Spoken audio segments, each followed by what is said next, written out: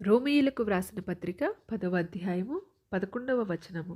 ఏమనగా ఆయన యందు విశ్వాసముంచు వాడెవడును సిగ్గుపడడని లేఖనము చెప్పుచున్నది. ఎవరైతే దేవుని నామాన్ని విని విశ్వసించి రక్షణ కలుగునట్లు నోటితో ఒప్పుకుంటారో అటువంటి వారిని ఆయన ఎన్నడూ సిగ్గుపడనీయనని వాగ్దానం ఇస్తున్నారు. కనుక మనము ఆయన సన్నిధిలో ప్రార్థన చేసే వారిగా ఉందాము. ఆయన కృప చూపుటకు ఐశ్వర్యవంతుడై ఉన్నాడు కనుక మనము విశ్వాసం ఉంచి ఆయన సన్నిధిలో మన నోటితో మన పాపములను ఒప్పుకొని ఆయన అనుగ్రహించే విడుదలను పొందుకుందాము. ఈ లోకం ఎదుట ధైర్యముగా ఉందాము. ఎవరి ముందు మనలను సిగ్గుపరిచే దేవుడు కాదు. ఆమేన్.